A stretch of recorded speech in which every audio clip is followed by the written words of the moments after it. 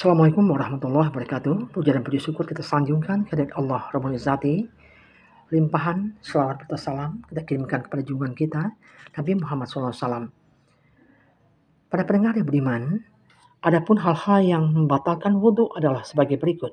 Pertama, adanya sesuatu yang keluar dari dua lubang kubul dan dubur, seperti air seni, mazi, wadi, kotoran, tinja, atau kentut yang berbunyi ataupun yang tidak berbunyi. Semuanya itu disebut dengan hadas.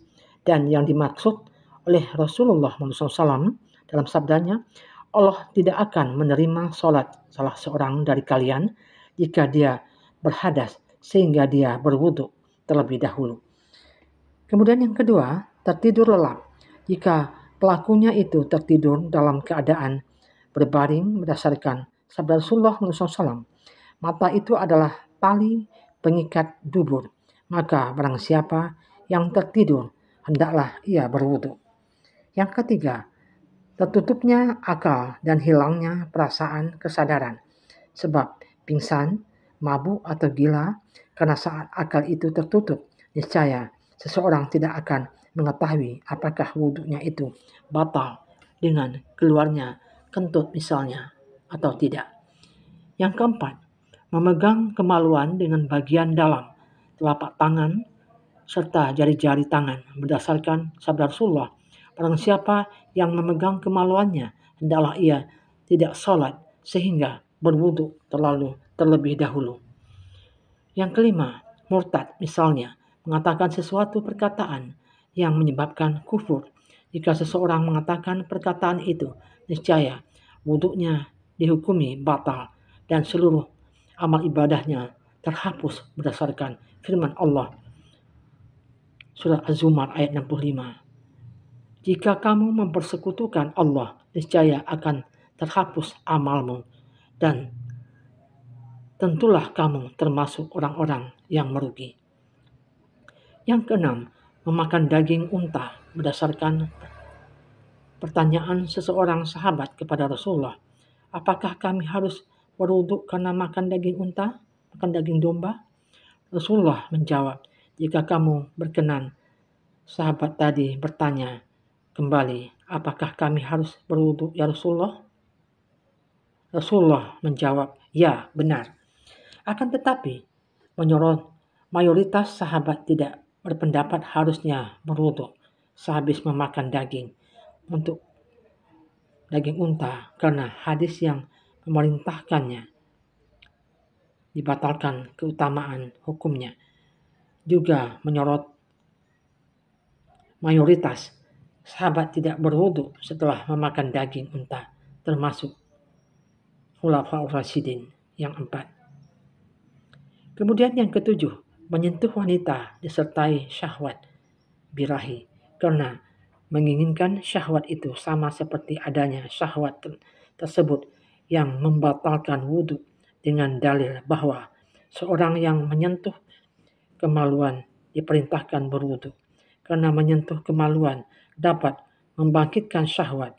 Dalam kitab Al-Muwatta terdapat sebuah riwayat yang menjelaskan bahwa Ibnu Umar berkata, seorang suami yang mencium dan meraba-raba istrinya adalah bagian dari bercumbu. Maka barang siapa yang mencium dan meraba-raba istrinya, hendaklah ia berwudu. Para pendengar yang beriman, faktor penyebab dianjurkan berwudu, wudu sangat dianjurkan bagi orang-orang. Pertama, orang yang berpenyakit hadas, yakni seorang yang pada kebanyakan waktunya tidak henti-hentinya buang kotoran dan mengeluarkan kentut. Bagi seseorang yang menderita hal tersebut, sangat dianjurkan supaya berwudu pada tiap-tiap sholat.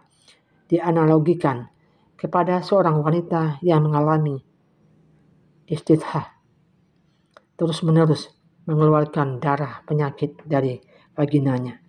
Yang kedua, wanita yang mengalami istihdad, yaitu wanita yang terus-menerus mengeluarkan darah dari vaginanya di luar hari-hari kebiasaan menstruasinya.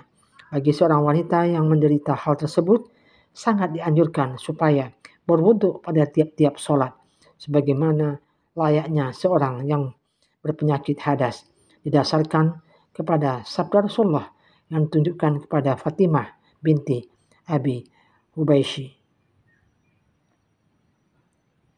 yang berbunyi, summa tauda'i likulli sholati. Kemudian berwuduklah kamu pada tiap-tiap sholat. Orang yang mengeluarkan darah yang selain darah dari menstruasi diwajibkan untuk selalu berwudu, karena dengan itu ia akan lebih merasa seperti orang-orang yang melakukan wudu lainnya. Demikianlah, billahi taufiq wal hidayah. Assalamualaikum warahmatullahi wabarakatuh.